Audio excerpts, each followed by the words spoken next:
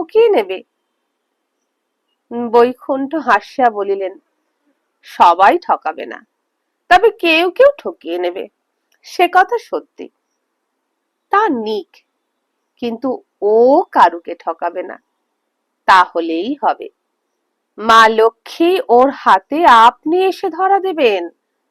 বলিতে বলিতে বৈকুণ্ঠর নিজের চোখও সজল হইয়া উঠিল। তিনি নিজেও খাঁটি লোক, কিন্তু মূলধনের অভাবে অনেক কষ্টই ভোগ করিয়াছেন।